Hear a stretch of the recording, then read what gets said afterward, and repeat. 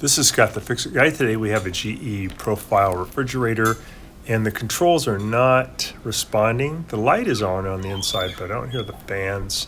So I think it's a control board. I'm going to pull it out away from the cabinet. I'll unplug it. And now I'm going to remove these 1/4-inch screws on the back of this panel. Underneath this panel is the control board, and we're going to take a look at it and maybe replace it. Sometimes like a power spike can fry some of the components. So we got the panel off. Looking at it, there's a little fuse here in the upper left-hand corner. It looks good.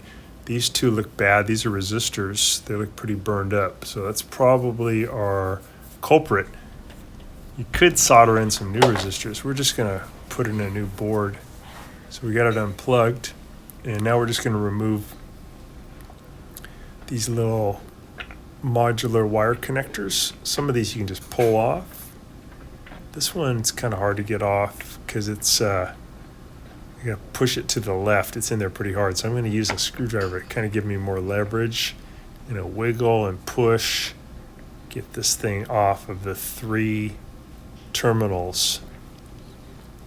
The other ones come off pretty easy. This one's you got to wiggle, pull, push. It'll come off though. Be a little bit patient. So these controllers for this model are about $130 on Amazon. We'll put a link in the description below so you can order one.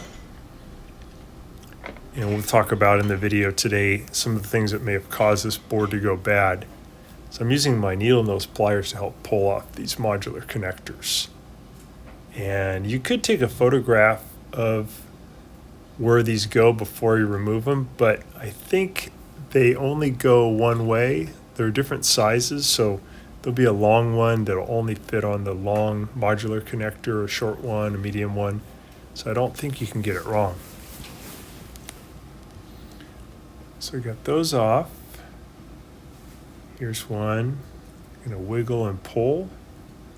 Got that off. And then there's just a little plastic connector here. I'm going to squeeze in. It's hard to see on the camera, but I'm going to squeeze in with my needle nose pliers.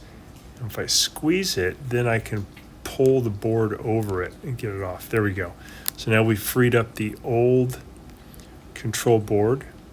Get that off. We got a new one from Amazon. I think they got it to us in about 4 days, 2 days, which is pretty good. In the meantime, you could put party ice in your refrigerator to help keep things cold so you don't lose your food. So we did call around to different appliance part houses, but this one was just not obtainable without about a 2-day wait. So we're putting the new board on now. We're going to plug in these modular connectors and we're going to wiggle them in, make sure they're lined up, and we're going to push them in as far as they can go. You don't have to put them in any certain order, but we're starting here on the right hand side. And I like to leave the board disconnected while I do this because it allows me to get a little bit more view of what I'm doing. And then once they're on there, I can go ahead and just push the board onto the 4 white plastic pins that are connected to the refrigerator. It's pretty cool. You just push in, they line up with holes on the control board, and they go right in there really easy. So just take your time, make sure you line up all the metal pins carefully, and then if you think you got them lined up, then you can push in. And then once you push in, just keep pushing until it's fully seated. So this control board controls all kinds of aspects of this refrigerator. These modern refrigerators all have these control boards, and they can get fried pretty bad from power outages. When the power comes back on, a lot of times there's a spike, and the spike can just burn up some of the components. These are little extra modular pieces that go for other models. Don't worry about those. They don't go onto this control board. So it's really good to put a surge protector on your power supply. We'll show you how to do that in the end of the video here. I'll put a link for one at the bottom.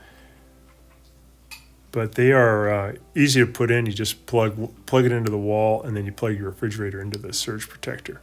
So we're putting this gray one on. I'm coming in at a little bit of an angle, and I'm going to wiggle and push it in, and then I'll use a screwdriver to give me a little bit more leverage behind it so I can fully seat it. I want to push it as far as I can to my right. I've already put the board onto the 4 plastic pins to help hold the board as I wiggle this one on. I got these two. One is a black connector and there's a white connector, and they are also color coded to where they go on the control board, so you can't get them mixed up. All right, and this is a ground wire, and it has to be hooked up here at the top.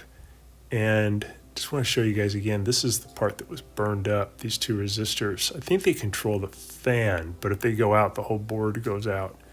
You can see on the back too, it's all burned up. They just got too hot.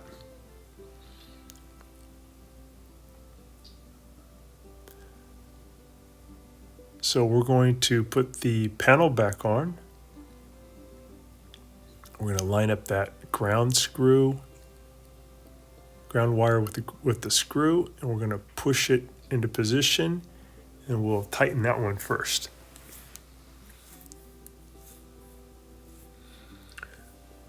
Now I'm taking off this bottom panel. This is interesting. It's made out of cardboard. Sometimes they're cardboard, sometimes they're metal. I want to get that off and take a look at the components underneath. And also I want to clean up the evaporator coil, which is this round thing. I'm going to use some compressed air. Put a link in the description below if you want to get some compressed air. And it's pretty cool. It's canned air. 1 can should do the trick. It has a little nozzle, and it helps you get in to clean this up. We call these squirrel cages sometimes because it looks like something a mouse or a squirrel would run on. But they're a little bit hard to clean by using a vacuum or a brush. So compressed air is pretty good. When they get clogged up, it can make the refrigerator run too much. I'm going to also put in this 3-in-1 start mechanism, and this takes the place of the relay and the overload pieces that hook up to the compressor. This shows how to do the wiring. It's pretty simple. There's a black wire goes to the common pin, white goes to the start, red goes to run, and those are the little pins that come off of your compressor. And then you have the 2 power wires. You can hook up those 2 power wires either way to the incoming power. So we'll do the power wires first. So we got these 2 black wires. Again, don't worry about mixing them up. Either wire to either power wire from the refrigerator will be fine. We took off the insulators. So we're going to take this one already had a 3-in-1 starter. We're going to take off the old one. Hook up this power wire here, and it comes with some nice wire nuts. We'll get that on there, twist to our right, get it on there really tight, and then we'll do the same thing for the next power wire. It's going to hook up to the orange wires that are coming from the refrigerator that bring power to the 3-in-1 starter, and the 3-in-1 starter brings the power to the compressor. It's a pretty cool thing. It's fairly inexpensive, and it takes the place of 2 of the other components that often go bad on a refrigerator, the overload and the relay, and also takes the place of the capacitor, the start capacitor. If you were to buy all those parts together, they're pretty expensive, but 3-in-1s I think are only about 25 bucks. So I just pulled off the old red wire, and I'm going to replace it with the new red wire from the new 3-in-1. I'm going to put it on the pin. This is the upper left pin coming out of the compressor. I'm going to put it on, push it on so it's on there as far as it'll go. Pull off the white one. I'll put that on the upper left pin. And I'm just going to wiggle it on to the pin, push it in as far as it'll go.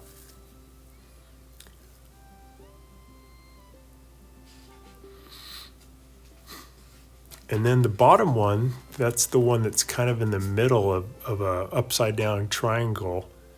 That one is the common one, and that's a black wire. I'm going to pull that off, the old one.